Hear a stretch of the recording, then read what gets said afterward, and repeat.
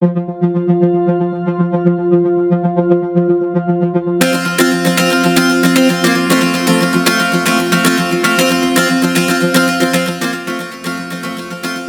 আমি পায়েল, দেখছেন খেতে প্রান্তরে।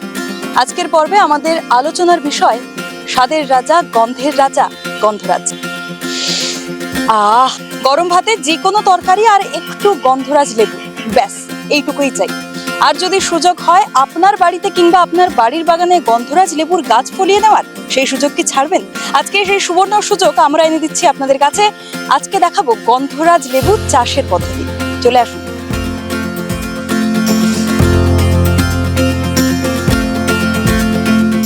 লেবু চাষ মূলত হয় গ্রীষ্মকালে, তবে গন্ধরাজ লেবু তো স্পেশাল, তাই তার ক্ষেত্রে কোনো স্পেশাল চাষের মরশুম আছে বা সারা বছর হয় কিনা জানবো কৃষক ভাইয়ের থেকে। এই লেবু গাছের ডালে কলম বাঁধতে হয় প্রথম।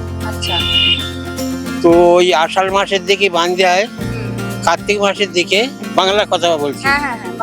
হ্যাঁ, কার্তিক মাসের দিকে কেটে ওই মাটিতেই এতটা পরিমাণ মাটি লোয়া হয়, কাদা নিয়ে ওর গায়ে বাঁধতে হয়।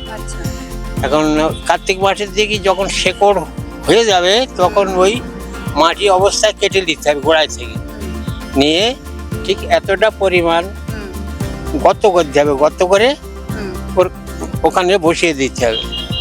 দিয়ে এবার শেকড় ছেড়ে দিলেই পাতা টাতা কচি পাতা বার হয়ে গেলে ওর গোড়ায় দুটো মিক্সচার হোক কি দানা সার হোক দিয়ে ছড়িয়ে দিয়ে মাটি চাপা দিতে হবে। দিয়ে এবার তুমি পানি মারতে হবে। পানি মারলে আস্তে আস্তে আস্তে আস্তে ওই শিকড়গুলো মাটিতে ছেড়ে দেবে, দিলে আস্তে আস্তে গাছটা বড় বড়। ছেঁচা বৃষ্টিটা বেশি দিতে হয়। রোদ বেশি হলে? ওই রোদ বেশি হলে ওই বৃষ্টিটা তো বেশি লাগবেই, মাটিটা তাড়াতাড়ি শুকিয়ে যায়, তখন বৃষ্টিটা বেশি দিতে হয়। কদিন অন্তর জল দিতে হয়? তো মাসে একবার, 2 মাসে 3 বার দিলে ভালো হয়।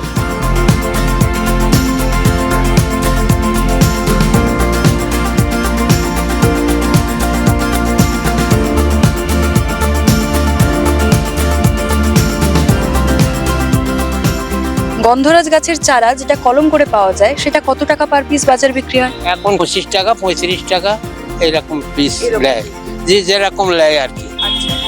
তবে চাষি লোকের কাছে নিলে একটু কম হয়, আর এর মধ্যে আবার ব্যবসাদার আছে, ওদের কাছে নিলে বেশি নেয়। গাছ তো নয় বড় হলো, তারপর গাছে ফুল আসার জন্য, যাতে তাড়াতাড়ি ফুল আসে, তার জন্য কি করতে হবে? খুব তাড়াতাড়ি একটা হরমোন জাতীয় পাউডার পাওয়া যায়, ওর সাথে কিছু মেডিসিনও দিতে হবে, আর ওই হরমোন পাউডারটা দিয়ে এক জায়গায় মিক্স করে স্প্রে করতে হবে, বললে তাড়াতাড়ি ফলটা এসে যায়। আচ্ছা আচ্ছা।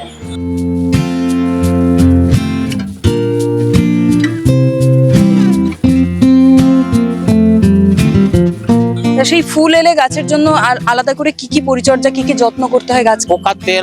পোকার তেল ব্যবহার করতে হয়, এই আর ওই সার দিতে হয়, জল দিতে হয়, এই যত্ন।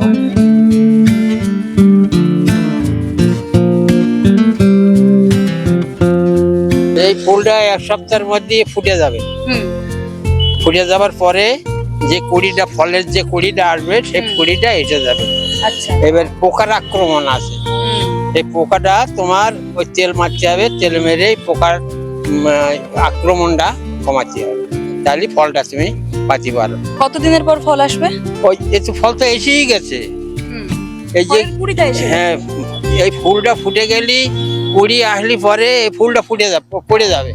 এই বড় ফল হতে কতদিন সময় লাগে? ওই বড় ফল হতে 2 সপ্তাহ সময় লাগে, 2 সপ্তাহ পরে এই ফলটা পাওয়া যাবে। আবার এর মধ্যে এই রোগ শোক আছে, কেউ কানা হয়, মানে সবটা তো ঠিকঠাক করা যায় না, কেউ কানা হয়, কেউ ভেঙড়ো হয়, এই একটা ব্যাপার আছে আর কি। আর যে ফলটা সুন্দর হয়ে যায়, যেমন এই একটা ফল সুন্দর হয়েছে, এই ফলটা সুন্দর হয়ে যাবে। আবার চলুন, এগুলো একটু কানা হয়ে যাবে। এই দেখো, এই পোকার একটা আক্রমণ আছে, সফেদার মতন রং হবে, মানে এর বলা হয় চষি পোকা। আচ্ছা।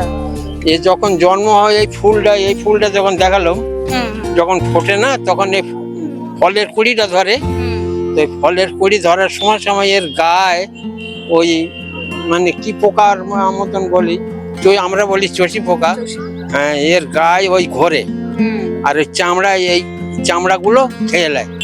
আচ্ছা, এই চষি পোকা তো এটা বুঝলাম, কিন্তু এই পাতাগুলো যে পুড়ে যাচ্ছে এটা কিসের জন্য হচ্ছে? এই ওই পোকায়, এই পোকায় তো এখানে বাসা করবে। এই বাসা করলে পাতাগুলোর অবস্থা দেখেছেন কিরকম। এই যে সমস্যাগুলো হচ্ছে লেবু চাষের ক্ষেত্রে, এগুলো থেকে বাঁচার উপায় কি?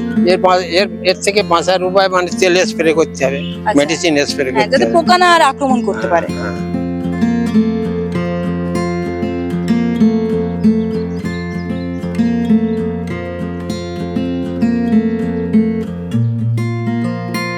আমরা দেখছি যে কিছু কিছু গাছে এখনো ফল এসেছে, ফল আবার বাজারে যাওয়ার জন্য প্রস্তুত হয়ে গেছে, তারপরও কিন্তু সেই গাছে এখনো ফুল আছে, সেই ফুলটা আবার ফল দেবে, তাই তো?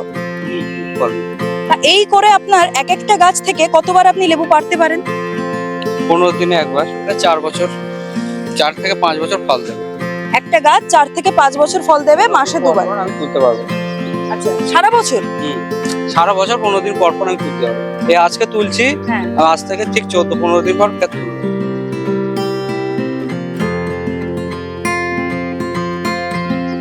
এই ফুলের যদি সঠিক পরিচর্যা করেন, যদি পোকা থেকে বাঁচাতে পারেন, তাহলে দেবে ফল। আর যেই ফল আমরা এত ভালোবাসি, গন্ধরাজ লেবু, আর বাজারে কিন্তু যার দাম নেহাত কম নয়, তা ফলানো কিন্তু খুবই সহজ আর খরচও নেই। আর এই গাছ শুনলেনই তো, 4 থেকে 5 বছর এই গাছ জীবিত থাকে, আর প্রত্যেক মাসে, সারা বছর মাসে 2 বার করেও ফল দেয়। 15 দিন অন্তর করে একবার ফল পেড়ে নিয়ে গেলে এই ফুল আবার বড় হয়ে ফল হয়ে আবার 15 দিনের মধ্যে কিন্তু ও ফল দিয়ে দেবে। ব্যবসা বাণিজ্যের কি খবর? এই লেবু বিক্রি করে আপনাদের লাভ কেমন হয়? লাভ মানে যাদের একটু জমি বেশি, এটা হলো বৈশাখী চাষ, মানে বৈশাখী লোকের চাষ। এটা আচ্ছা, মানে খুব গরিব লোকের চাষ নয়। আচ্ছা, মানে এটা করলে এর কোনো তাড়া হুড়ো নেই। 2 মাসে আমি 3 বার জল দেবো, সার দেবো একবার, তার বেশি আর নয়। আর ওই মেডিসিন একটু স্প্রে করার প্রয়োজন আছে, সে একটা লোক ধরলো, স্প্রেটা করে দিল। আচ্ছা। আর গরিব লোকে এই চাষ, গরিব লোকে করলে গরিব লোকদের লস। তারা খাটবে, ডেলি 500 টাকা পাবে, আর এ হয়তো 15 দিন কি 20 দিন অন্তর অন্তর ফল উঠবে। এ কত হলো না হলো, বাজার তো সব সময় একরকম যায় না। এই লেবু আগে বিক্রি হতো 600 টাকা, 500 টাকা সব বিক্রি হতো, আর সেই লেবু এখন বিক্রি হচ্ছে 400 টাকা, 350 টাকা, 300 টাকা, 250 টাকা, এরকম সব বিক্রি হচ্ছে। এতে গরিব লোকের লস। এই জন্যই গরিব লোকে এই চাষ করে না। যার গা একটু জায়গা জমি বেশি আছে, তারাই এই চাষটা করে।